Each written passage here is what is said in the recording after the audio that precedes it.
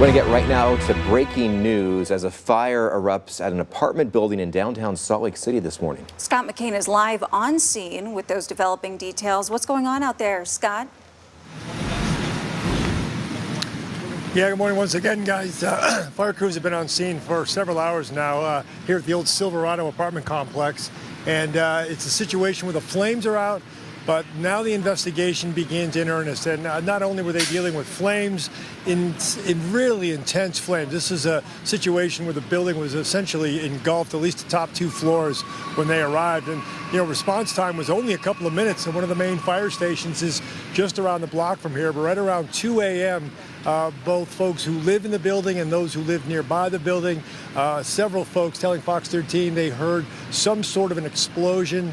And again, by the time fire crews arrived on scene, they had their hands full, and it wasn't long before they were able to determine at least one person passed away. There were also some injuries, and Fire Chief Walker telling us a few moments ago, kind of giving us a lowdown of what they dealt with when they arrived on scene.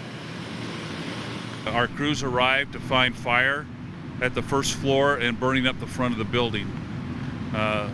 They also, at that time, found one fatality and two residents that have been burned in the fire. So two civilian injuries and one fatality. We've also had 3 firefighters injured tonight as well on this fire. Yeah, they're dealing with obviously some inclement weather on top of the flames, so they really got their work done quite quickly, though. We're not sure the extent of the injuries of those firefighters, whether it was a slip and fall type situation or smoke inhalation, but they just had their hands full, as I mentioned earlier, dealing with not only the fire but the elements as well. We don't have a name yet or any kind of identity on the person who passed away.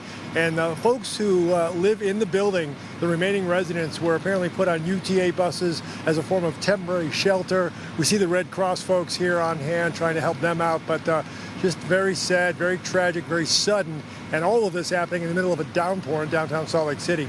For now, we're live in Salt Lake City. Scott McCain, Fox 13 News, Utah.